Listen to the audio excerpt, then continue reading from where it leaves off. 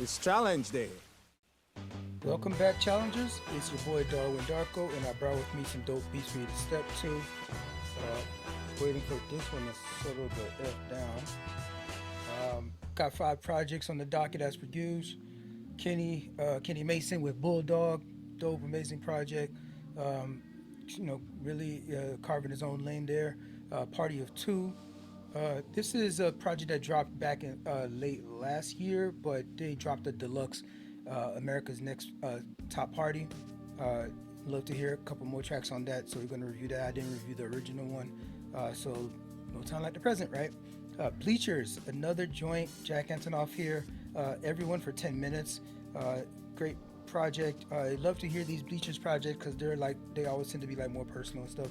You know, all the other stuff he's usually making music for other people. So this is his where his head's at, right? Then we got Saya Messiah.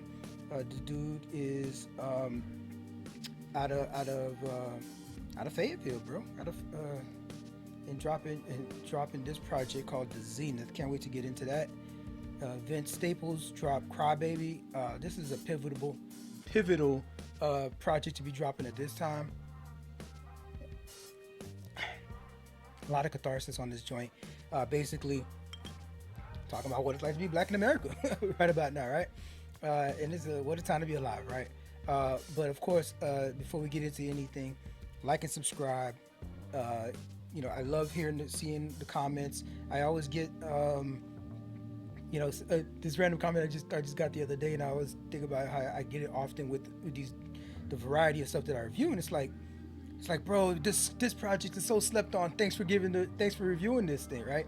it's like, yeah, I feel like I'm finding my people and my people finding me, right? So, love to hear the recommendations. If you dig in any of these projects I'm talking about, there's another artist that like might be on the same wave or something like that. Put your boy on, right? Hit me up in the comments. I've gotten several recommendations before, and I've even reviewed some projects that I end up really like fucking with. So, for sure, love the engagement. Got to get the subs up though, so hit that subscribe button. At this point, you don't even gotta watch the whole video. Just hit the sub button. Give me the sub. Come back and watch that bit later. But okay, as like I always do about this time, honorable mentions. Number one honorable mention. I want to give a shout out to this YouTube channel that I love frequenting myself, and I just throw it on. I'm huge lo-fi head, and so Apartment Life YouTube channel, man. That joint is so dope. There was this one where Wale and DJ Money. So it's Wale did surprise appearance in Apartment Life, and so he would like they would the DJ would do it. It would spin his tunes, and then like every few songs they'll spin a Wale track, and Wale will get on the mic, and he'll spit the rhymes. So love to see that, and the DJ was still like with like mixing and giving his own interpolation on the beat and stuff. And a lot of that stuff that Wale was singing, it was on his latest project, Everything Is a Lot, which was a dope project. You know what I mean? It's pretty much that adult contemporary rap stuff, right? So for hip hop heads of a certain age, man, that's your vibe, man. It's a whole vibe. Go check it out. Apartment Life. Another honorable mention, that Jay-Z surprise at the Roots Picnic, right? I can't be a music channel and have any sort of credibility if I don't touch on one of the biggest events that happens in hip hop so far this year, and it's just the simple fact of Jay Z just dropping this freestyle at the top of his set. And the thing is, this whole set was like 30 songs, and for this to overshadow all of that, right? Um, it speaks to how big of a splash Jay makes when he opens his mouth, right? Um, One of the things, I mean, it was dope. It was dope. It was a freestyle. I felt like that was in the style of of a rap battle, right? And so I think I seen some commentary where folks ain't really appreciating things like, man, this thing would sound terrible over a beat. But that's like the thing. It's not supposed to be over a beat. It's a cappella. It's supposed to be that way. Like when rap battles, that's how that joint flows. There's a lot of like rap battle guys that battle rappers that you put them on an album, you get them signed, and you put them in production in the studio, and they don't. they don't be snapping. They don't be it just don't work commercially like that, right? But either way, that's what that style was, and I appreciate that style, right? It's part of the foundational um, legs of hip hop, and so he in this thing he's going he's responding mostly what doing he's responding to Ye, to Drake, Nicki Minaj, what's his name, Dame Dash, right? In this thing, and he's like naming everybody. It's like scorched earths kind of thing, and I'm of two minds a little bit with one aspect of this is that he was just in the interview what did a couple months ago talking about like enough with the rap battles and stuff like that. Enough with you know not rap battles in the sense of like the sport, but like rap beefs, right? You're talking about like rap beefs when people like like Ether and Takeover and these tracks and back to back and all in these kinds and not like us, right? And he is or no Vaseline for that matter, right? He is he was talking about like, yeah, man, we should dead that. We should dead all the rap beef. But then here you go, you know what I mean? Like carrying on the tradition. You know what I mean? It's battling has always been part of the, a fundamental leg of hip hop. So it's like, you know, but okay, granted, it's not really a back and forth because I can't imagine Jay gonna now put out his. He's probably gonna put out a project later this year, but I can't imagine he put out a project later this year and he's gonna be like still explicitly talking about like Nicki Minaj's, PDF relationships, or Dame's teeth, you know what I'm saying, or even Drake's contracts. It's like he's gonna be talking about his life stuff, his life experiences, what's going on. Now, with that said, the Tony Bugsby thing, because he had shots at Bugsby too. The Tony Bugsby thing affects his real life. You know what I'm saying? It's like it's off wax kind of stuff. It's stuff that's like could be reputationally destroying. I mean, this guy was curating for the NFL. These are all kinds of relationships and sponsorships and business partnerships that he's got going on. That Bugsby thing, a jacket like that, you gotta wear a jacket like that, like they was a legend. That affects my real life, right? My real family, right, and everything. So that's some real life experience about like what he was going through in terms of the courts, in terms of trying to clear his name and try to keep his name clean and trying to protect his family. I could see all of that while at the same time running a business and you making decisions and people think that picking Kendrick over Lil Wayne. I mean the whole big discussion about you're doing something for the greater good and all these things, and he has a lot to say. One more time, I'm gonna dig at three stacks talking about he ain't got nothing talking about at his age. No, there's life going on. Life is still going on, and I love to see it. I don't care. He's 56 years old. I don't care. We ain't say that. We don't say that about freaking William Shatner. We ain't say that about what is his name? Betty Ross. What is it? Is it Betty Ross? We love Betty White. We love seeing her all over the place at her ripe age. This ain't about Steven Spielberg. Look at how old he is. You know what I mean? Look how old Stan Lee was, right? Before he passed. And like, no, if an artist is an artist, and as long as they still can create art, I want to hear from them. You know, especially if they're doing it at a high level. Now, Smokey Robinson, not so much, right? Like you pass your peak. You ain't gotta be your prime. You peaked, and then like that decline was just like precipitous, and then it's like okay, you can't physically do this thing anymore. You can't really deliver the way you did before. So okay, you retire.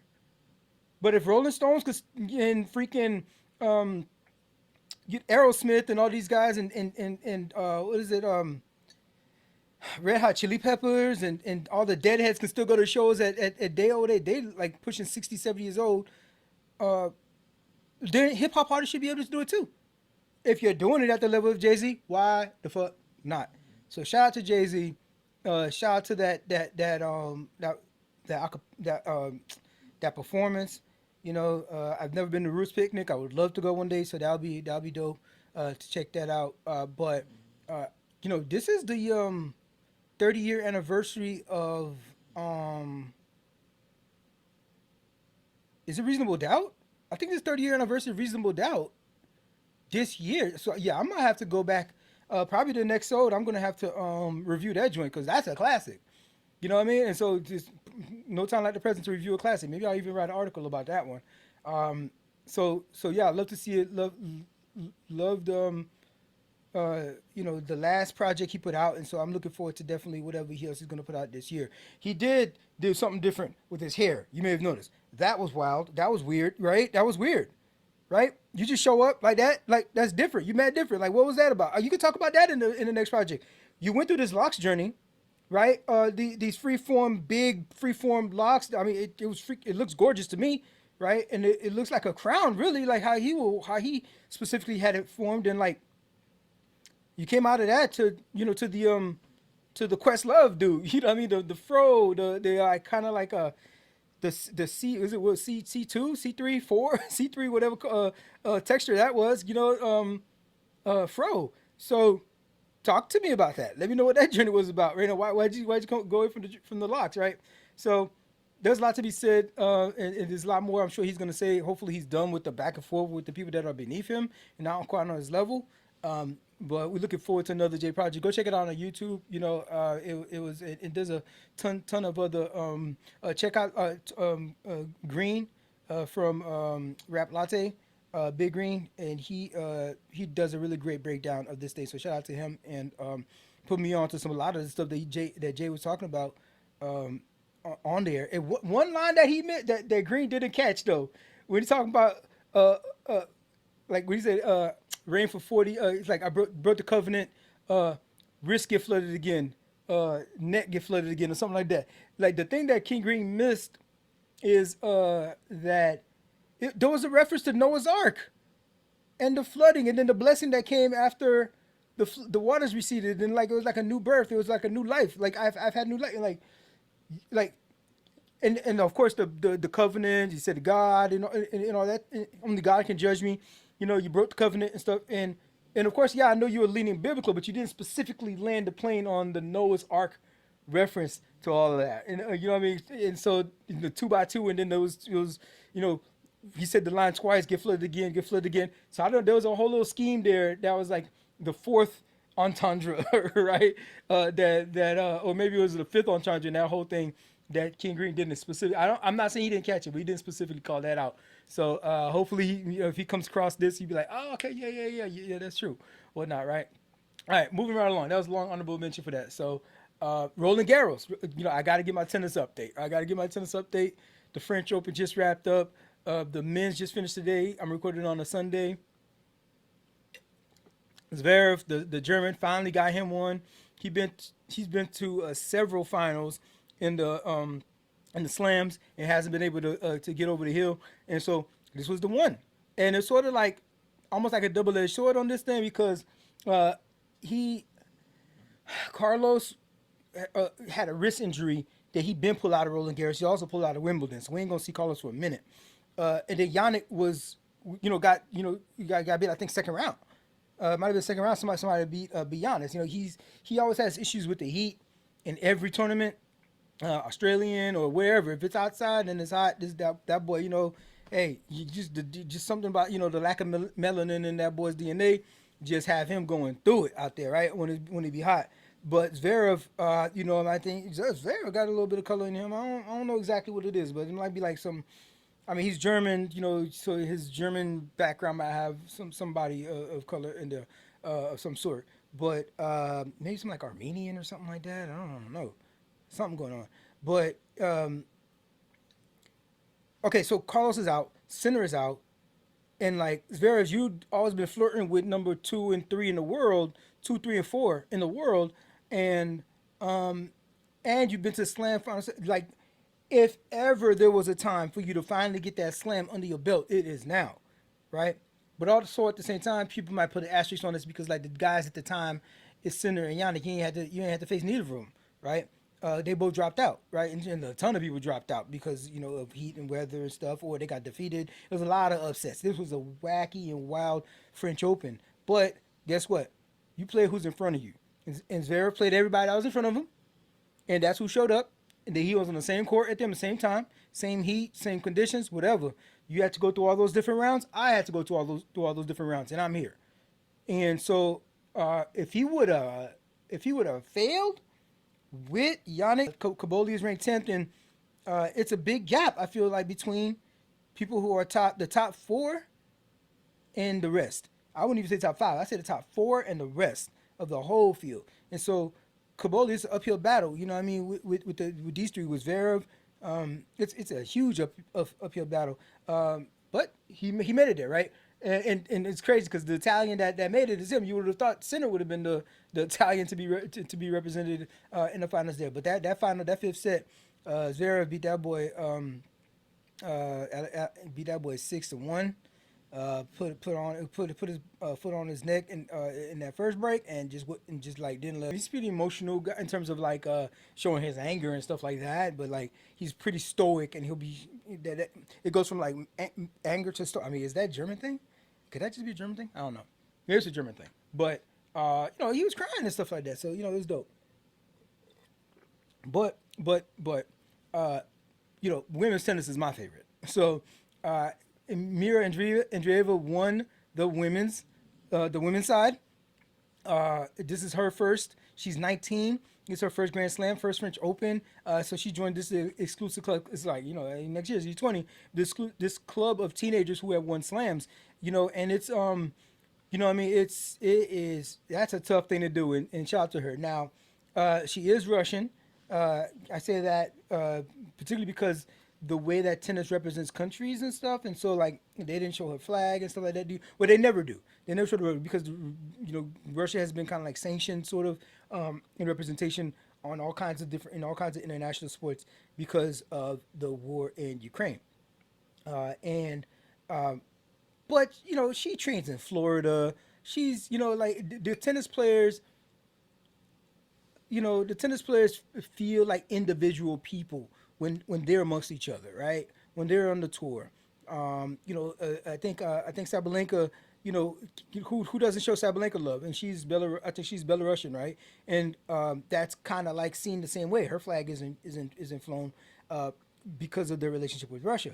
So, but everybody shows Sabalenka love. Everybody shows Andreeva love, and so it is what it is. I'm just putting the flag in that. No pun intended, right?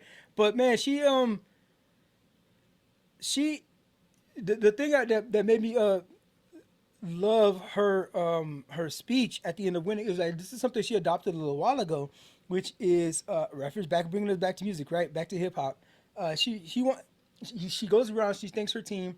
I like to thank the director, my coaches, and all that kind of stuff. And at the end, she says, I want to also thank myself, right? I want to end by thanking me, and shout out to Snoop because she got that from when Snoop was accepting his Hollywood Walk of Fame, that Hollywood Walk of Fame thing. He's like, I want to thank me, right? And shout out to you out there. And I thank myself too. You know what I mean? I do that all the time. It's like, I thank myself because the past me put in that work. The past me made that investment. The past me put in those hours, right? So that the present me can lift this trophy. I didn't do this. She did, or he did, right? And I want to thank that person. I want to acknowledge that work that I put in. I want to acknowledge myself for not only for doing the mental work. She talks about her therapist, right? There's a mental barrier that can happen when you're at certain levels and at certain heights. Like I can relate. When you're in certain positions, it's like, am I good enough? Oh man, I was knocking it out the park before. Now I got to knock it out the parking lot. And that pressure that you put on yourself can even, especially if you're a person that like you want to grow professionally, you want to grow in your goals and dreams, and you're not just being stagnant. You put a lot of pressure on yourself. So she thanked herself for going through therapy, and learning how to control those doubts, learning how to fight through and find that second gear. How to take a pause and take a step back when you learn, listen to your body. All those things. Learn breath control, right? Meditate. All these things that you learn to cope in the moment when the pressure is the greatest. She put in that work, and it's paying off now because she's a stronger and more evolved human being. And so she says thank you to herself for that. I love that. I love that. I'm with that. I'm all about that. And so so shout out Mira. She looks so ecstatic.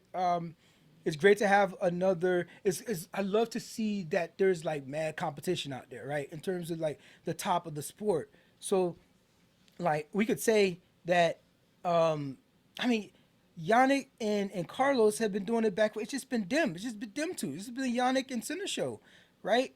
For every slam. So it's nice to have like a mix of like maybe 4 or 5 guys. I don't want anybody to just win the thing personally. I want to see kind of like the favorites. I want to see somebody go for some records and stuff like that. So maybe like a top four. If we could have a top four in both the women's side and the men's side, that would be dope. That would be great. So if we had if we had Swiatek step her game up, back to what she was dominating, right? For several, what was it, 3, 4 years or something like that. Like she was winning everything. Swiatek, Sabalenka's already been. If Coco gets her game right, she's got a couple already. So if Coco could get a hard maybe Wimbledon, oh man, that'd be what I mean, something like that. And then the fourth well, it's gonna be Rybakina. So you know what? Right now, it's feeling like it was Sabalenka, Swiatek, and then Rybakina. But then Swiatek fell off, and Rybakina automatically kind of filled that gap. And Coco sort of filled that gap, but I feel like, but see, Coco ain't winning no slams. She ain't going. She ain't. At least she could, if she could get. Well, she just won. What she win? Was that the Miami Open? I don't remember which one she was, but she ain't winning a slam. It'd be nice if she could win a slam, so we could keep that thing going. We got the four of them, and then I see Naomi Osaka making a comeback, and she's kind of like getting better, getting more confident, getting more. And her fashion game is on point, so I want to see her on court as much as possible. She's got this exclusive deal with Nike, giving her these custom kits and these I think it's a Japanese designer who has these like robes or dresses and stuff like that that she could like rip off and then get into her playing gear. It's amazing to watch, and so I would love to see her like making more appearances at the top, the top 10 level again, like she was. She used to be world number one. Used to be world number one. So I'd love to see it. Shout out to the French Open. Love another great one. I gotta make it there. I gotta make it there. I gotta make it there. Like maybe like next year, hopefully, we'll make that joint happen. But again, like and subscribe. Tell a friend to tell a friend. Appreciate you tuning in. On the other side, we're getting into our first project. We need to talk about Candy Mason. I actually reviewed one of his projects before. That one project 9 he put out a couple of years ago, I think it was. This is one of the smartest, creative young cats in hip hop right now. He released his latest project, Bulldog, dropped it on May 12th through RCA, and it feels like the clearest picture yet of who he is as an artist. The rollout kickoff was with this double-sided track, Bounce With Me.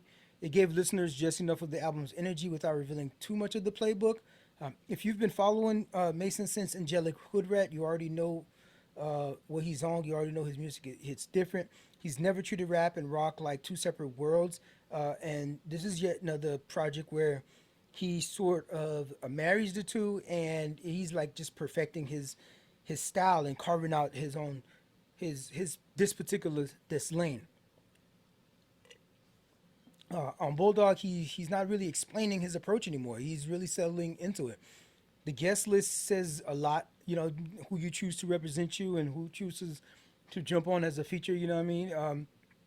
They're intentional, you know what I mean? They bring in different styles, different backgrounds, but they all had the same willingness to push past genre boundaries in their appearances. When he was he did an interview with Fader, and he described making Bulldog as sort of like almost like a spiritual experience for him. He recalled on memories of like growing up listening to Tupac, while at the same time having these two like conservative, religious, grandmothers, right? And it's sort of like a darkness and a brightness that were always like competing within him. And according to him, this is the most authentic version of this sound that he's developing so far. And fans are getting firsthand taste and a chance to hear it because he's the American Bulldog tour is right now running across North America. So if you can, go see a show. If he's coming in a city near you, go check the boy out, get some merch, and support your young artists that are coming up in the game. But let's get into a little bit about the production on this joint because that's where a lot of the album's identity really shines. The rock elements, of course, drive the emotion through this thing. The trap production keeps everything moving underneath. Plenty of artists have tried to marry this sound. I think of like Lil Wayne, you know what I mean, early on, and they don't always get it right, right? One of my favorites projects, which I have some problems with, is the collision. I think it was Collision Course with Jay Z and Linkin Park, because it always kind of felt a little bit layered.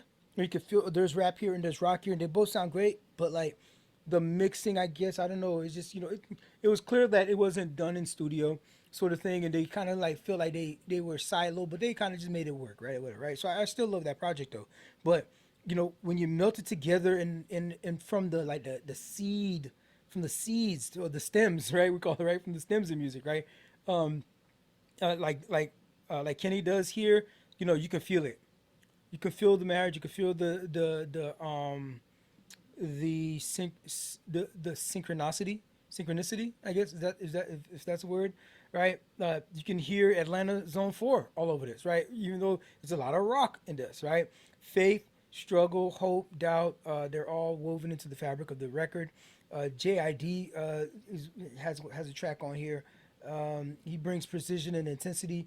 Paris, Texas is another one of those features. There's a little bit of a chaotic alternative energy on that track. Dominic Fike delivers one of the album's most melodic moments, I would say, without any of these features like pulling the project off course. So shout out to them being able to collaborate like this and still keep the identity of the project whole. I love to see it. Mason has spoken openly again about how he feels sometimes like he questions his place in this game of ours, right? This thing of ours, and it's kind of one of those what do they call that thing? Not fake it till you make it, but sort of like imposter syndrome, right? It feels like imposter syndrome so many times. So I love to see that he's able to channel that in the music here, right? Because there's doubt here, right? And it's coming out uh, of of either side of it. It's like it's doubt. It's like, yeah, I'm gonna make it a doubt, or am I not gonna make? Or is this good, or am I good? Am I good enough? Right? And it all comes out. It shows through Bulldog, and it's messy, right? It's sort of like a messy metamorphosis that he's going through to really truly find and own his space and own his true self and show up as his true self. And it's a project that shows growth in a human being, and you love to see it. Bounce with Me is a dope track on here. Bounce with Me shows up early. This is your second track on this thing. Two sides of Kenny show up on this record. The first half is explosive. The second half slows down a little bit inward, but it's a snapshot of what the album's mission is all about. Test Me with JID. This joint is straight pressure. These are two swords just sharpening each other on this thing. The performance is dope. JID is dope wherever he shows up. Black Fit that's my shit. Black Fit is my shit.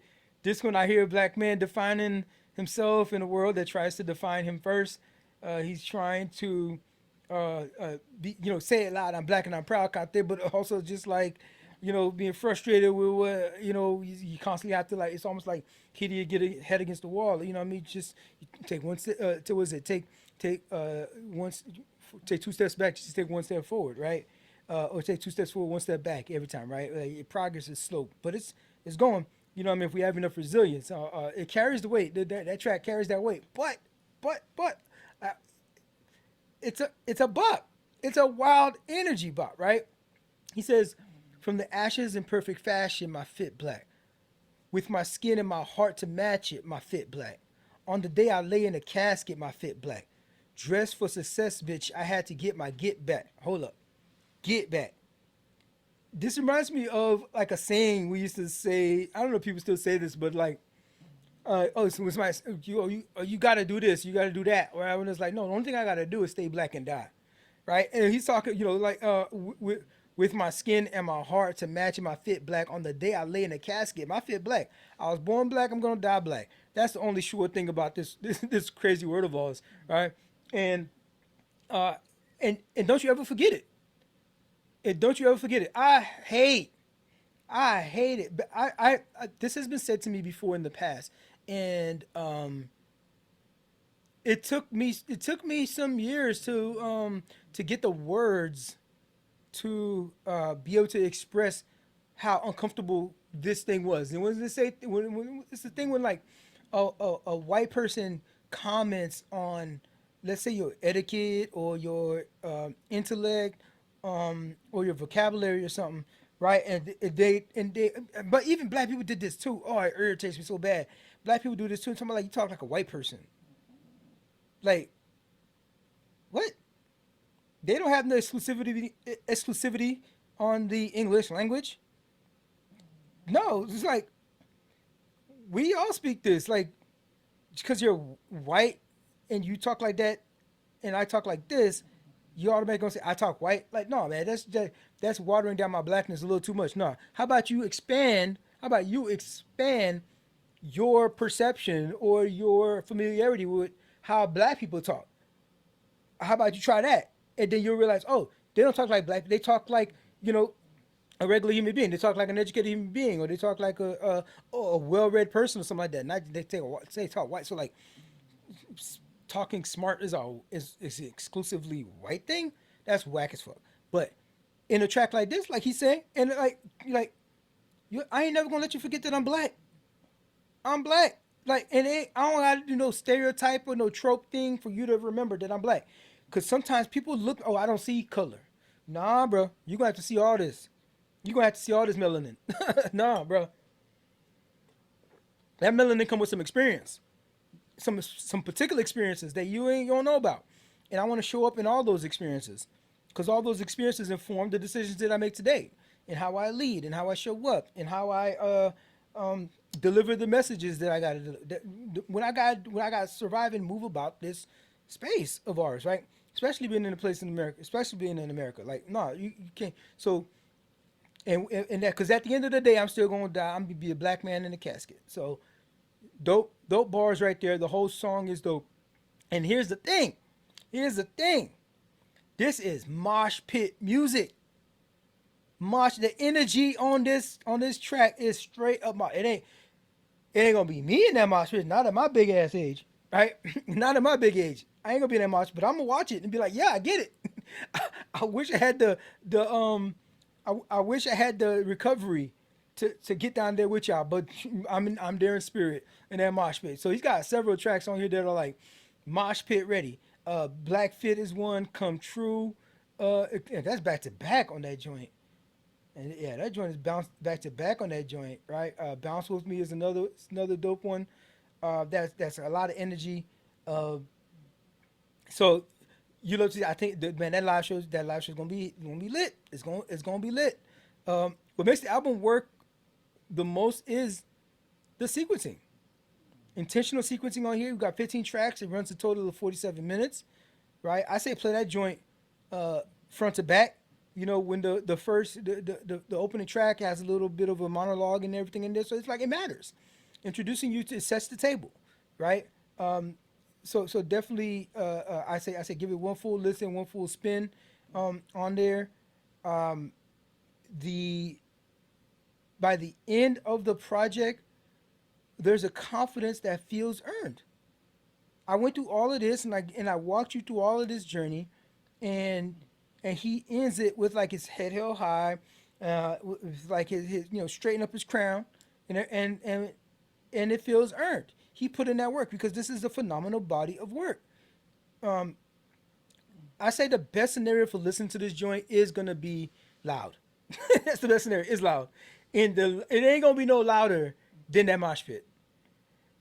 I, put it. He talked about in an interview how like he loves to hear albums in the car, right? Personally, I think there's like scenarios where albums might like land the best for people.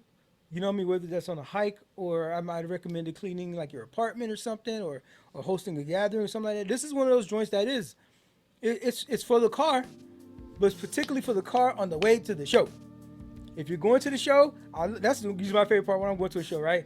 I'll be listening to that artist for like 3 days straight, all day stuff, right? You know, all the stuff I'm expecting to hear in the show. Just like really like just like immersing myself in their art, and then so like listen to the car, blast it, play it loud, don't apologize for it. It calls for that energy. It calls like throwing bows kind of energy. So do that and then go to the show and like hear it live. It's gonna be an amazing experience. That's why I recommend really listening to it front to back. The transitions matter. The emotional swings matter. The pacing matters. You can shuffle it. You can shuffle it, and you can still have a good time. But the full experience reveals the message. That's what makes Bulldog more than just a collection of songs.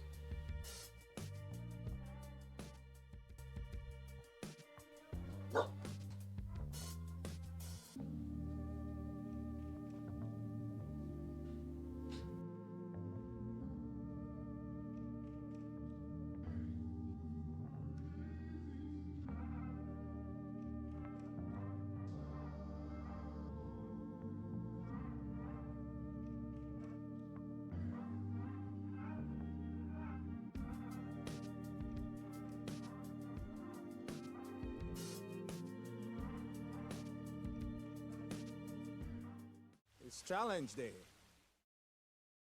This LA duo is not just artists you should watch. They have arrived. Jada Grace and Swim are coming off a sold out US tour.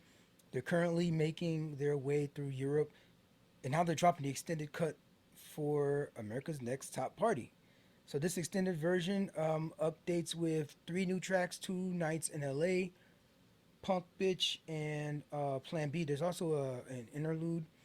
While keeping the same creative team that helped shape the sound from day one, Swim continues, of course, he's on production. He's taking more liberties on production, but he's still working with Martin Rodriguez, Gustav Lundell, and others. A little background, if you're new to PO2, they were part of the collective or the trio group therapy. And that third member decided, didn't want, wanted to go a different direction, and whatnot, and they sort of had a deal on the line already. They decided to that it was going to be a duo, and I forgot who they were signed to. Is it RC? Who's? Let me see who they signed to. I forgot who they signed to. Um, Shoot, they had a deal with Def Jam already with group therapy, and the third member dropped, but Def Jam kept the contract, and it got them to this, so they had to like start. They're sort of just figuring themselves out what they are as a duo, um, and that joint is working. The joint is working because they immediately grabbed the attentions of like NPR, Complex, Rolling Stone. The momentum hasn't slowed down since. These let's see, Poser, that the track Poser on here has 15 million plays, but and when you think about all the other spaces, it's got over 40 million streams. They got festival slots. They Lollapalooza, Osheaga, I think that's in Canada, in All Points East. Already got lined up for them shows. This isn't even a slow climb anymore. They're here. They ain't even climbing slow. They're here. They got a sound. Like ain't no duo doing what they doing. No, there's no duo. First of all, a male and female partnership duo that is making this type of music, this sound. We're talking a blend of pop, rock, hip hop, conscious rap. It's all in there. Um, and then they added these three extra tracks, and it's like it doesn't even slow down the momentum. It doesn't slow. It like it fits. And so I feel like when you release some extra tracks after the fact, and they continue with the cohesion of the project, that means you're onto something. That means you are locked in knowing what you're doing. Are the interviews that I watch. It feels like they're still trying to figure it out. But y'all got this. Yo, if it's on me, rinse and repeat this joint. They sound like a evolved Black Eyed Peas, right? With Black Eyed Peas was a whole collective. They had a lot more folks, but as a duo, growing up in the tradition um of maybe an Outcast, growing up in the tradition of listening to Linkin Park, right? And at the same time, but also Run DMC, right? And all that. And this is what the children that are birthed from that upbringing, right? It was like nature versus nurture from that nurture, right? That hip hop nurtured, and so we have a Jada and Swim to put out a project like this. America's Next Top Party. This joint is dope. Uh, the the writing is amazing on here. It feels like they are planting that flag. And a shout out to the cover of the updated project. So there was like an American flag in the first cover, and then um, the second cover is like is like that flag has gone through it. That flag has seen some battles, right? And so it speaks to kind of like their journey. Like we've gone through this turmoil, trying to figure out what's going on. We've gone through this hard times of building ourselves up, building up this. We had a whole identity, whole brand. We don't even know who we are. Are we going to survive? Are we going to make it? It's been through some battles, but it's still like flying, right? It's still flying. So I'm still here, and they thriving, right? And you love to see it. A few other things that stand out for me is just the creative control they have on this thing. Like I said, Swim uh, uh, got behind the boards. He got behind the boards, and it wasn't until then that they figured out, yo, this is our vibe. This is our lane. This is how the music that merges our two voices the best, and it comes out on several of these tracks. The visuals are dope. They have creative control for the visuals too. Check out the music videos. Have y'all seen the video for Punk Bitch, or even Poser? Just like go look at the video for Poser. Like the creativity to put that video together. It's all black and white. They even had an oral probe camera at one point that goes into Jada's mouth, and then like Swim like emerges from that, and he spits his verse, and kind of like the back and forth, the give and go of it all, of everything they do, and constantly throughout. I always love the give and go rap. I love that. Bread and Meth, one of my faves. You know me, do that well. Freaking Killer Mike and LP do that shit amazingly. Shout out to Little Brother. They always did the give and go so beautifully. I always thought they did it way. I really feel I didn't get that a lot in from Outkast, right? They had here's my verse, here's your verse, here's my verse, here's your verse. You might have done it a couple times, but like they even had freaking the double album where they even had like here's my whole album and here's your whole album kind of thing, right? But like I love that give and go rap that they're perfecting here, and to have a female rapper spitting balls like this. But now the one track, what they call that joint?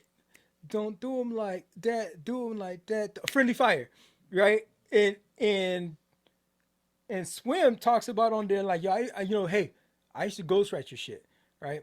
And you know what? Let me say this: a lot of people are hating on Friendly Fire. Friendly Fire has what is it? One right here. It has over 1 million streams, right? Well, all their joints are going big, but yeah, that has over 1 million streams. And some of the comments talking about, oh, freaking these this is like a Disney battle, like a Disney battle rap version kind of thing, right? Because it's they battling each other on there, and like they're a duo, so it's not like they're gonna really like hit below the belt. They're not gonna draw blood, right? But they wrestling, but they are wrestling. I said they are legitimately wrestling on this thing. There's some barbs on there, and what got me into this was saying how like Swim says, "Yo, I used to write. I ghostwrite your bars. I did ghostwrite, and like I don't think he still does it. But like if you are gonna identify as a rapper and a writer, Jada, uh, you're gonna have to hold on. You're gonna have to do that yourself. You know what I mean? Like that's what a real MC is. Now, I don't mind rappers or anybody having writers. That's cool because they do it in rock, they do it in R&B all the time. Uh, but I will make a distinction between a rap performer, right? The true MCs write their own bars, right? They might get ideas, they might shoot an idea off of somebody, something like that, bounce it off to somebody, you know, and get feedback or something like that. But really, they write their own bars, right? Um, um, and so he set that bar. That hey, I used to write your stuff, right? And then she said something about how like early on in their career, she was paying all the bills. She was, you know what I mean, carrying, lending him money.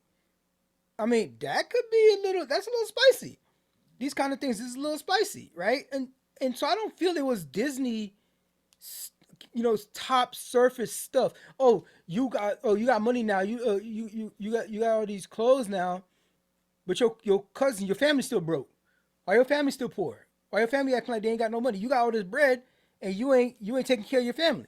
That's some tough stuff to say to each other. That's some poignant stuff to say to each other. It ain't draw blood, but there's some legitimate wrestling going on here in friendly fire. Um, I love that they gave each other permission to do that. You want friends that could really check you. You want friends that could really check you, that could humble you, right?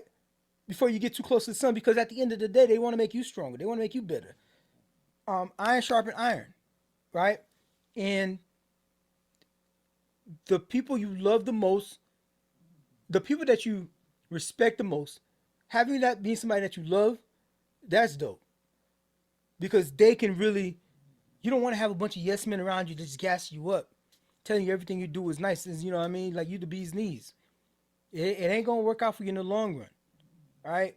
There's a lot of our celebrity so-called heroes that have been burnt. That have been burned. They're burning right now. Some in jail, right? Because they surround themselves by yes men. Yo, you need good critics in your life. You need critics that like constructive criticisms that you know what I mean that like call you in and don't call you out. So love that track. Y'all doing too much in the comments. Y'all doing too much in the comments. Y'all really expected for him to like go out there and just like come on now, like really draw blood like that. That's bullshit. But it's a nice track. It's a dope track. Uh, Long live PO2. The rock influences another great thing that I love about this whole thing. Of course, I'm a big rock fan, heavy metal, um, alt rock. The gamut. And um, on two nights in LA, the distorted guitars, massive drums, they sound like natural extensions of the project. Uh, PO2 is something that they already do. So that had definitely didn't take me out of the vibe at all. There's no guest features on here. I think that's intentional. Every song lives and dies with them too. Okay. You know what? Maybe it'll be asking a little too much to have a guest appearance on here if you still haven't really figure out your own identity. So because they're working through that, and they're still trying to land on exactly who they are as a duo, it's probably for the best. Again, Poser is going to be your gateway into this project. It was the single, over 40 million streams. You're gonna want to check that one out. There's a video for it, so I'd love to see that track. A lot of people um, are being introduced to PO2 because of that track. So however we could get you in the tribe, right? Appreciate that. Two nights in LA. This is one of the extendos on this joint. There's big guitars here, huge energy, and some of their most reflective songwriting. Punk Bitch is exciting. It's raw. It's chaotic. That music video is dope. I love the trippy little like freeze frame they kind of do in this thing. It captures the rebellious streak better than almost anything else on the project. This album is an original, and it's an explosion that they are mounting into the new layer in the new stratosphere that they're about to venture off to. Uh, Love to that we're on the ground floor. We're on the ground floor of this thing, and the extended cut is is just like an aftershock, right? Just like an aftershock, like yeah, they still doing that thing, right? That just happened. They landed hard, and like we still have an aftershock with this, right? The polished but reckless vulnerability that is a bit confrontational, but it's still fun. It carries a lot. It carries a lot of it underneath. It does in terms of messaging, in terms of their own creative energy, where they are, where they were, where they're going. They don't really have a full uh, they don't really have a full breakdown song in here about that experience with losing that group therapy. So maybe they'll cover a little bit more of that emotional depth in their next project. But this, for what it is, it stands strong in and of itself, just the way it is. I say the best setting probably for rocking out to this thing is maybe on a casual, some casual day, maybe it's a holiday or something, and you know you want to start your day off with some, making it feel bigger. You want to start your day off big. You got a lot going on that day, and a holiday. You got people to see. You got places to be. You know, and it's a lot of energy. It's a lot of confidence. It gives you that sort of like, let me play this a little bit louder sort of thing. Let me put my window down and play it. Let the car next to me get infected by this what I got going on here, right? Plans keep changing, but um, you're up for whatever's popping off. You're up for whatever's popping off that day. PO2 taps into this sort of vibe throughout the whole project. It's experimental, but they build this sound to be loud, to be distinctive, and instinctively um, recognizable. And hopefully we'll be hearing them if we outside. If you're outside, you're gonna hear it in the cars driving by. Hopefully you'll hear it from even at Target, right? It could be Target. And they said Drake makes Target music, and that's as a pejorative. But I really think PO2 is the type of music that should be like consumed everywhere, right? And it's packaged in a way that is very friendly to that. And so I project that we will be hearing a ton of great work from PO2 going forward, and you're gonna start seeing the late shows and all these other spaces that like, and it's two black folk, you know what I mean, on that joint. So like we gonna see PO2 on the rise, and we here at ground level. You love to see it.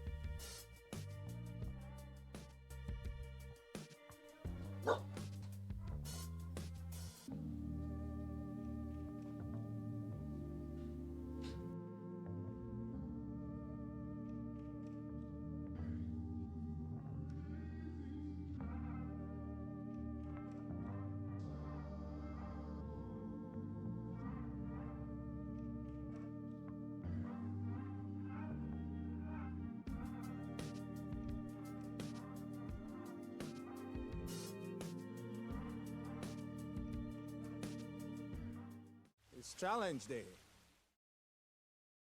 If you've followed Jack Antonoff's uh, career at all, do you know that the Grammy-winning artist, the guy behind countless pop records over the past decade, did you already know that a Bleachers project is not a side project. It's a joint where all of the industry noise, the production credits, all of those expectations, they just fall away. And this is going to be some of that personal stuff. Their fifth studio album, Everyone for 10 Minutes, dropped May 22nd, and the rollout has felt refreshingly human. During release week, Bleachers played a free hometown show at the Stone Pony, which is in Jersey, at Ashbury Park in Jersey. Then he posted the entire thing on social media so that everyone could take part of it. Meanwhile, the Bleachers Forever tour um, is officially underway, and Antonov has been sharing these tour notes that are really these motivational kind of things for himself. But he's just like letting the fans in, letting everybody in on that process, treating every show as if it matters. He is really a live in the moment kind of person.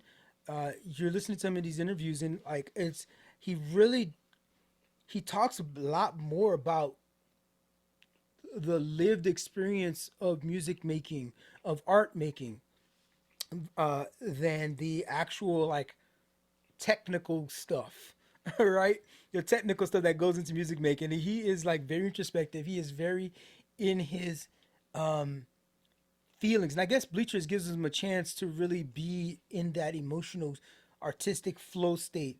And he's able to talk about all kinds of things that's going on in his real life and their regular life, human experiences on these tracks. Is nothing about this, especially knowing like how he's able to make such pop music, but then for a pop music person to be able to put together some alt rock folksy. A lot of it is like folk music. Put that stuff together, man.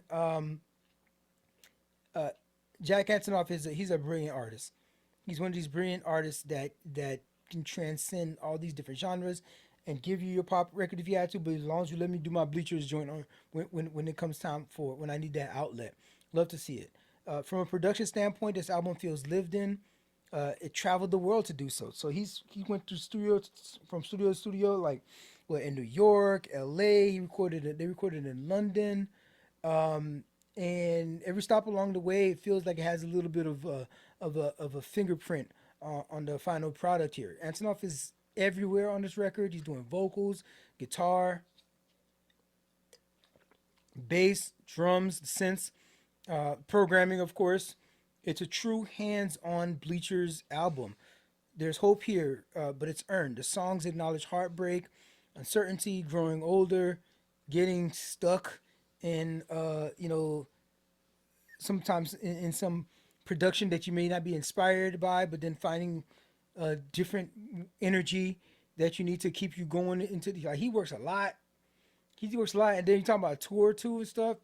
He does a lot of shows, and it's you can't always show up 100%. So he talks about some of that stuff and the expectations. Overall, though, the sound is intimate. It sounds very DIY.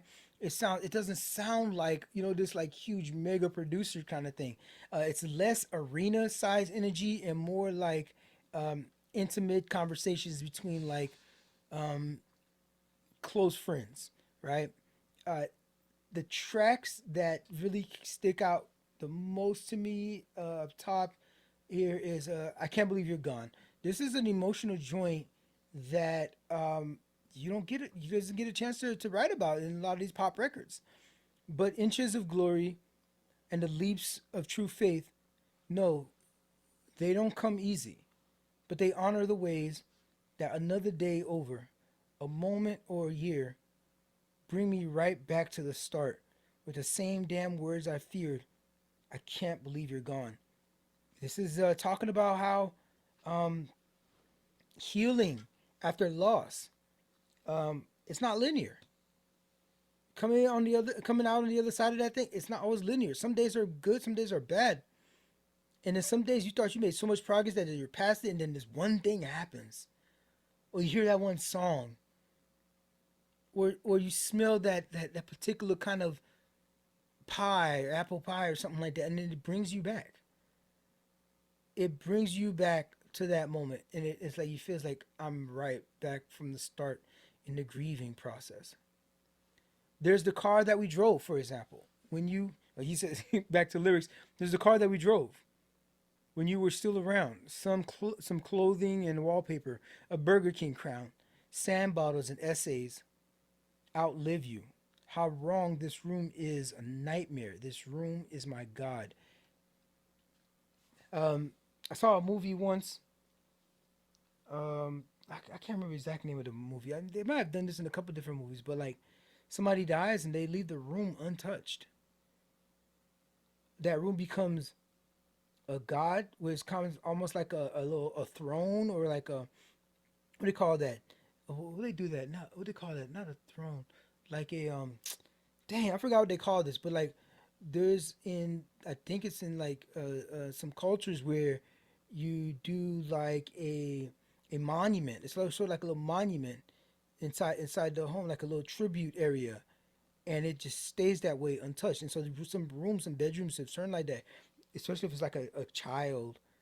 You know, you still got the dinosaur bed still there, the race car bed, and the stars still, the glowing stars still on the ceiling. A shrine. That's what I'm looking for. A shrine. And it's like this room is turned into a god, but it's a freaking nightmare because every time I go in there, it also reminds me that you're gone. Um, the van. That's another dope track. That's the second one there on this thing. It's probably the heart of the record. Early touring memories on this one, New Jersey nostalgia, and the kind of reflection that stings because it feels true. The Blue Magic sample lands exactly where it needs to. The opening seconds to this track, the van, the first, like, I think it's like 15, 16 seconds to this joint. I'll play it right. Let me play that bit right now while I'm at it. The first few seconds of this joint, yo, it sounds so hip. It sounds like somebody about to drop a beat. Yo, y'all, somebody in hip hop needs to sample this joint. Those first 17 seconds of this joint, the way it opens up, it was like it's set up like it was gonna be such a like an explosive kind of track, but then it kind of mellows out. It's still a dope track, but that first those first few chords were felt like a more of a setup. You and Forever, another dope one. This is the lead single and a classic Antonov, Slow Burn.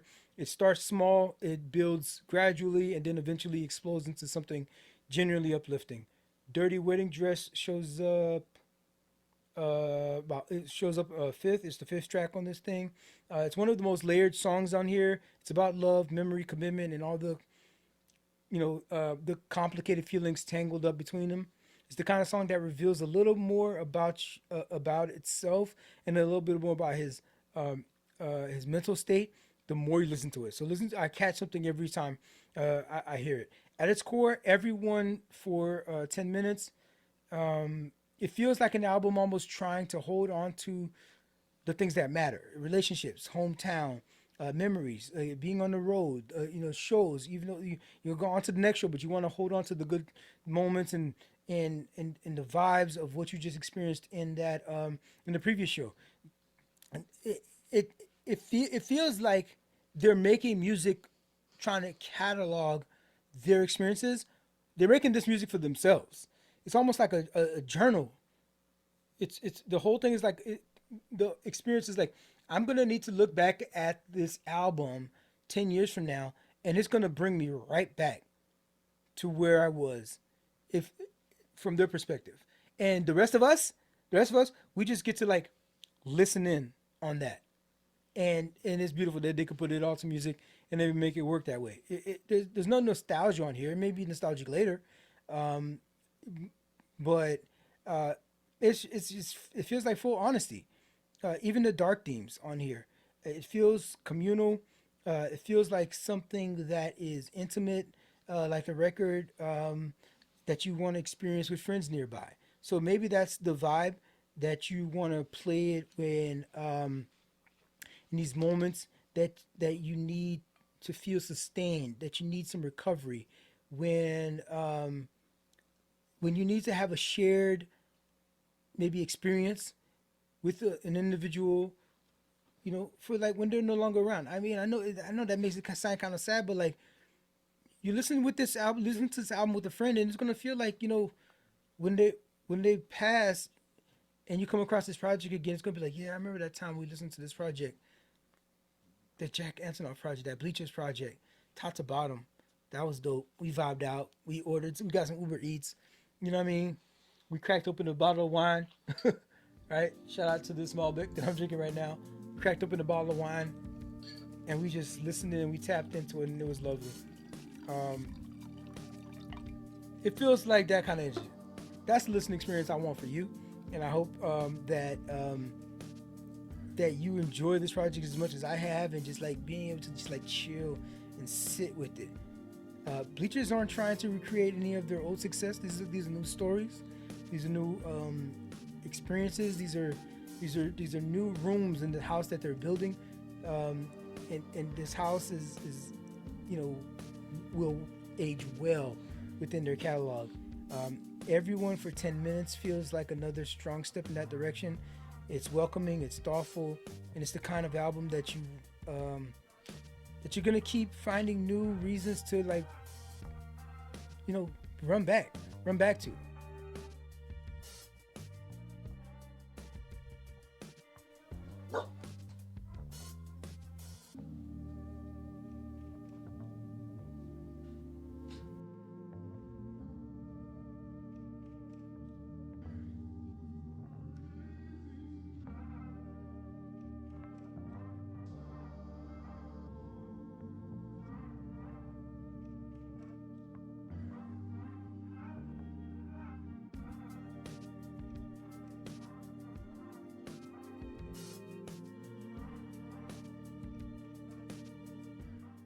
It's challenge day. Psy's new project, The Zenith, is here. And if you're a fan of lyricism and thoughtful hip hop, this joint deserves some time in your rotation. The album pairs Saya with producer Jada. Yeah, Jada, daughter of legendary Ninth Wonder, shot from North Carolina. But Ninth is on this project only as executive producing, but all the beats, these are Jada beats. The rollout was patient, intentional, building momentum piece by piece until the Golden Sound video featuring Murs finally revealed the release date, May 29th. So this, just last week. What's exciting here is the bigger picture. Saya is quickly establishing himself as one of North Carolina's most promising young voices, and he's out of Fayetteville, right where J. Cole. So I'm like, I mean, he's got some features on here, and Cole ain't got a verse on here. And I wonder what's going on. Both from Fayetteville, they're not collaborating. He's a up and coming artist. I don't know. Maybe they collaborated in the past, but I haven't seen it. But shout out to North Carolina, man. Love the music coming out of there. My favorite rap duo of all time is Lil Brother, and of course, Ninth Wonder was the original producer. Part of Lil Brother as that collective. So that was I love to keep track of anything that falls from the fruit of that tree. Right. The project feels like less of a debut statement and more like passing on a torch. It's a reminder that the art of the craftsmanship and focusing on craftsmanship is still alive and well. Like the storytelling of it all is still alive and well. There's some young artists out here still doing it and putting together complete bodies of works like this. What immediately stands out on the Zenith is the fact that it's one producer. Shout out to Jada. It's like all these artists are always having like 14, 15 like writers and producers on their projects. And it's like how do you find an identity like that? Like you go on a Swiss beat next to a Timbaland beat, right? And then like a Pharrell joint. It's like it don't be mashing like that, right? Shout out to like artists that are locking in with one producer and putting together a complete body of work with this thing. Jada on here, all her beats are warm, they're soulful, the drums hit with purpose, and there's always enough space for Saya to do his thing, to show that to showcase the writing and so it can stand out and it's front and center. The whole sound is rooted in tradition and traditional conscious boom bap rap, like street adjacent type of hip hop. With dudes that still talking their shit. You know what I mean? Dudes is talking about still getting busy if it gotta go there. But real, it's still is a lot more. Overall, it's gonna be elevated, right? Elevated stuff. A few things to highlight here. Features like Murs, Swank, and King Draft, Iris Moon, and the collective. They add texture that pull into the space their own identities, but without like pulling the project apart. It's 15 tracks, 45-minute listen. It's concise, it's focused, without any unnecessary detours. Check out The Knot is the third track on this thing. This thing is immediate energy. It's a headbanger, right? From the very first bar. Golden Sound is another dope. I feel like Lil Brother had a track called Golden Sound. Golden Track is the one featuring Murs, and there's a music video about it. It's a low um it's a DIY sort of like production, sort of like a video production on there, but kind of like a single camera, going throughout a house, and so there wasn't a big budget.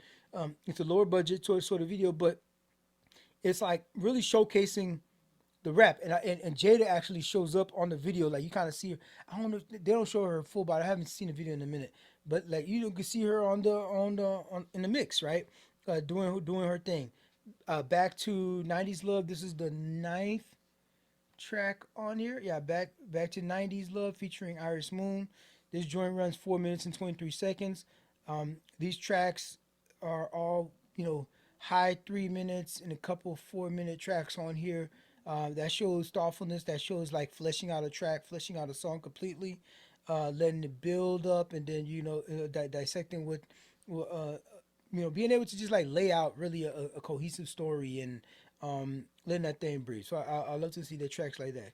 Earthside is another dope track to check out. Um, this joint is a lyricist showcase. It's got a soulful beat. It's slightly off center groove, but it's one that you're gonna run back multiple times. It don't have a lot of spins on this thing that I'm listening, but like for me, it's a dope track. What I appreciate most about what's going on here in this project is that um, it asks for your attention, and then it like rewards you when you give it. He says on here, "Are you listening?" Right, and that's another. I keep bringing a little brother. You know what I mean? The listening, right? That was a project. Or it was like, "Are you listening?" Because he's like, "I'm really saying some shit here. I'm really like, what I mean? You know, moving the craft forward here. But are people out there actually listening? This thing is best probably consumed on maybe a Monday. I say play that joint on Monday. I'm recording on a Sunday. Play that joint on a Monday.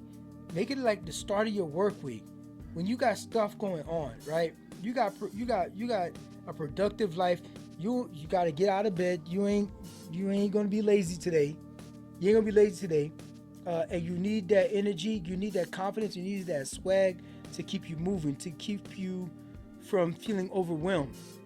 That's exactly the space where this record lives. Saya sounds like an artist with a clear sense of their identity, even at that early age. And Jada builds this sonic experience around it to do nothing but support every step of that journey. I don't know. Maybe the biggest takeaway is that the sequence matters, the progression matters, and the attention to detail of this thing.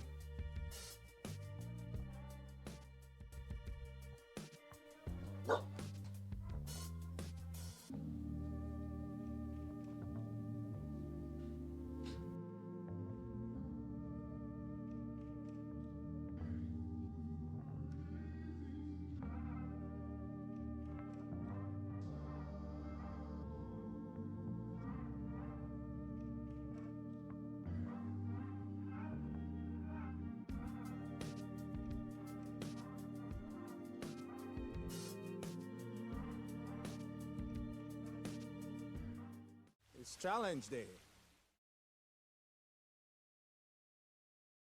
Vince Staples dropped Crybaby this week, and this is one of those releases that is going to deserve a closer look for sure. This is an important album. I feel the Long Beach rapper is fully independent now, working alongside Loma Vista Recordings, and the rollout reflects this DIY sort of setup from top to bottom. Vince was out there selling tickets himself on El Rey Theater, opening rehearsals to fans at the Smell, pulling the undefeated La Brea with custom Crybaby Chuck Taylors, pulling up there with these custom Chuck Taylors. and even live streaming the sold out release for free, right? Talk about like direct to consumer, artist to fan connection. I've seen several artists do stuff like this recently. Love to see it. Love the connection with the day ones. You know what I mean? The J Cole did it. You know what I mean? He did the dollar and the tour thing he always does, and of course with the release of the Fall Off, riding around in the Honda Civic. Cardi B was doing the same thing. She was selling, she was in flip flops selling CDs on the metro, right? On the metro, talk about I'm a single mother trying to support my kids. It was hilarious, but like, yeah, there's a lot of these direct actions to connect artists to fans back to the start of this joint. You know, back to where they roots in the game. His last couple of projects, Ramona Park and Dark Times, felt deeply personal. This project, however, is him expanding his aperture, right? Because this project is a commentary on the landscape of America and what it means to be black in America in such a time as this. Uh, Talking about social unrest, the cycle that we keep watching repeat themselves over and over. You know, police shootings, the lead single "Blackberry Marmalade," White Flag, and Cotton all arrive with first person perspective visuals. So check those out. Um, the freaking what is it? Blackberry Marmalade, is a freaking mass shooting at a diner. The biggest surprise on Crybaby so far is these live guitars, live drums, live bass. Vince is largely building a career here on sparse control production, so it's kind of a little bit of a surprise to see like a full band kind of driven environment that he's creating on here. But it sounds perfectly right for the message that he's carrying and how he's delivering it. It doesn't sound forced at all. The music isn't polished or overly refined. It's rough around the edges, intentionally uncomfortable in times, and perfectly matches the subject matter. It's freaking punk rock. It's really punk rock music. It's giving Green Day, really. Blackberry Marmalade is built around this like heavy guitar that riffs and pushes Vince's vocals into new territory without losing the trademark conversational style. The mass shooter, like I said, in the diner, and from the top to bottom, you have this visual that you see this. It's like um, I don't know exactly what it reminds me of, but I'm think on it. But White Flag is tense. It's patient.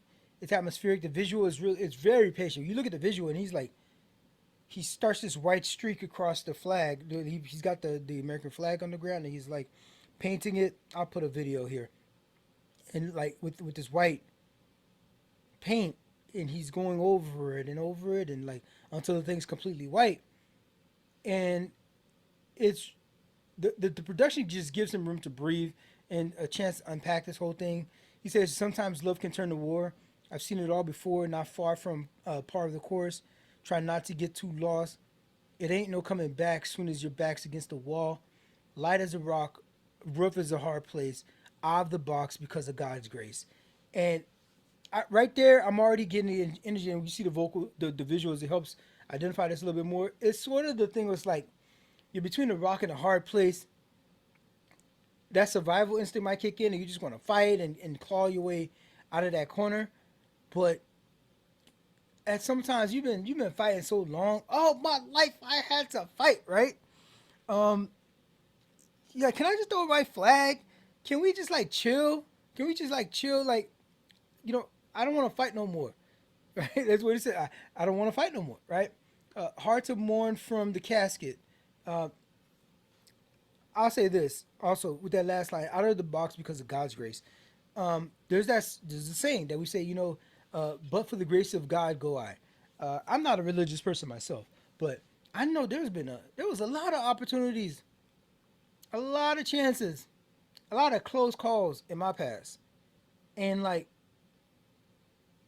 yeah, I've done a lot of things to set my life up to where I can kind of do stuff like this and have this sort of existence and be in a better place than where I grew up. But man, it was touch and go. It was touch and go for a couple times there. It was touch and go, and from the religious upbringing that I do still credit is like, you know what I mean? Like there's some luck involved in there. There's like some kind of like something that happened that like maybe it was, if there's a God, it was you would have you would call that some divine intervention to be like, no, not you, not you. You know what I mean? We're gonna line these things up, these sequence of events to where like you don't get hemmed up the way your buddy that you were shoulder to shoulder with gets hemmed up. And it's like there's a bit of luck involved in all of that.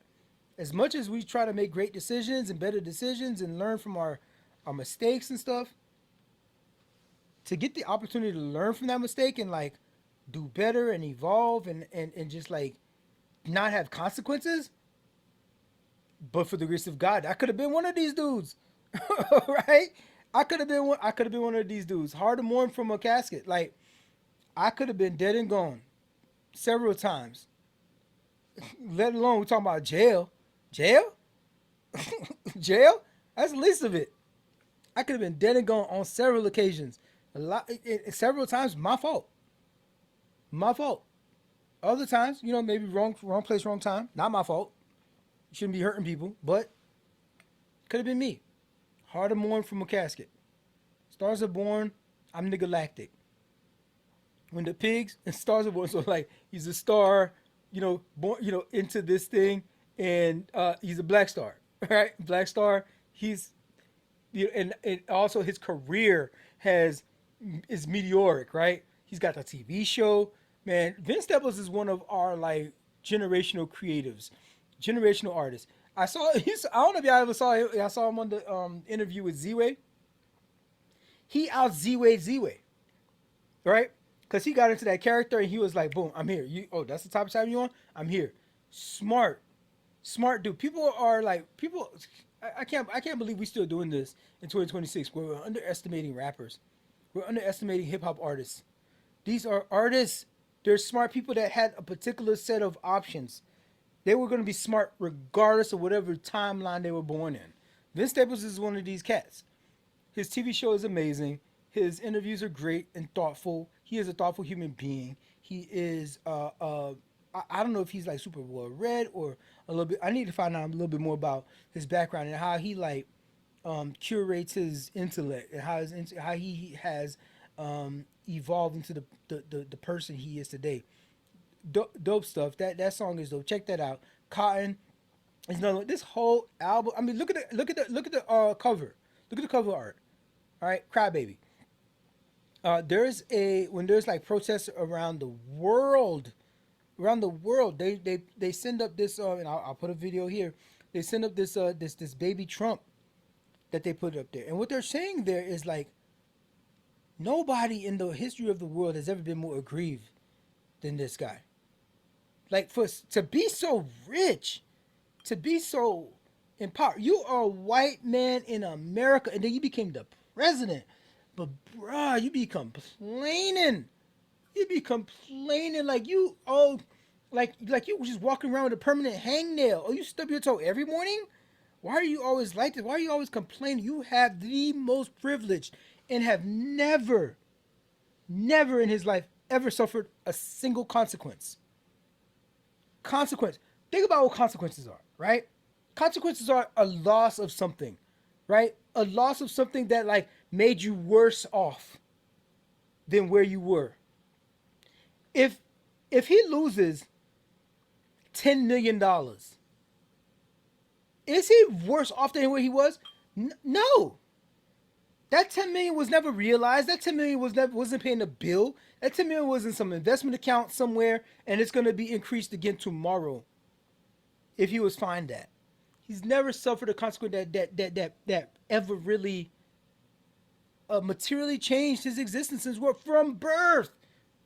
Born with a silver spoon in his mouth, and ended up becoming president of the United States, the most privileged and protected position in history. And they complaining about stuff every day. Who cares somebody talking shit about you on Twitter? Bro, you're a billionaire now. Probably wasn't before, but you are now. Like, what do you care somebody's saying something about on some interview? Bruh, and this is the state of America right now. And you're complaining, you're crying? Have you tried being black? Have you ever tried being black? The exonerated five, who you still wanted killed and executed after they were exonerated? If anybody needs to shed a tear for the condition of a people, try being black in America. This is an important album. This album captures from top to bottom. Maybe you can call it a concept album, but it is a focused project talking about one thing. Look at these song titles here. All right. Go Go Gorilla. Gorilla is doing a lot of heavy lifting there. Listen to the lyrics. White Flag. The Running Man. TV Guide. Sometimes is the TV watching me? We're getting beamed in all of this noise. Social media, the black screen. Shout out to the TV show Black Screen. Talks about stuff like this. And the images that we get shape our reality. Change the channel. Turn off the TV. To the point where the TV is watching you. Like, we are in a space of just like ostriches sticking our heads in the sand. Do they actually do that? I don't even know if they actually do that. But I saw a movie recently, and they did that in the movie. The Goat, the animated movie, Goat, and the ostrich is doing that. And it's always been a trope. I don't even know if they do that. Only in America is his version of This Is America. It's his version of This Is America. Only in America can you could become freaking Kobe Bryant, but at the same time, get shot up in a school, in an elementary school, as a 6-year-old, and a bunch of and then like none of the laws change. None of the laws change. Only in America that these problems happen. There's mental health problems all over America, but we have mass shootings. That's here. Those music videos I was talking about that he put out, like freaking Blackberry Marmalade. Only in America. This stuff happens. Thoughts and prayers, right? Thoughts and prayers, and all that. This project is not necessarily a protest album, but it'll be dope to kind of be in a protest or a march, and somebody's blasting Crybaby, Vince Staples' Crybaby, out their boombox. Got that bit on their shoulder. And walking is like, yeah, this feels real. This feels like it fits the moment. You're shoulder to shoulder, standing with these strangers, these comrades of yours now. Your voices are rising. You got these cardboard signs lifted above the crowd. The air is thick with urgency and frustration, and but still some stubborn hope. It's the soundtrack that. Okay, if you're not going to go to a protest, go to a museum. You're in a museum, specifically, you know what's coming up? July 4th is coming up. I recommend you watch July 4th is coming up, and we got next month, right? Go watch James Earl Jones' reading of is it Frederick Douglass's words? What to the Negro is Independence Day? Or what is to the 4th of July? Because niggas were still slaves. We were still slaves after 1776, right? And so, listen to this project, throw your headphones on and go to a Black History Museum. Read the exhibits. Read the placards. Something about this music lands when you're like taking in the reality of the true history of America. Mind you, they shutting down these museums all over the place because, no more DEI and all this kind of stuff. And they're trying to whitewash American history. Which is another thing about that song, White Flag, whitewashing American history. There's something that hits different when you're like listening to this project and like maybe you're in that space where you're like taking in history, but like also living in the present. it makes it that much more stark of an experience. I think it would. The writing feels maybe even sharpens in that sort of environment. It's a good time that you can stop and think about all the things that have changed in America, but also how a lot of the shit stayed the same. Crybaby is Vince Staple expanding his perspective. He's expanding his perspective while he's fully ascending into his independence. So this is another shout out to, he's got the flag draped all over this thing. Independence Day is coming up. He's exerting his own independence. From, he's actually literally independent now, from the label. And he's taken it in this direction. So he did some of this sort of kind of stuff in his early work. So maybe this is back to him being true to his nature. The album, it asks you to listen carefully because it's meaningful stuff. And then it asks you, after you listen to it, go out there and get active.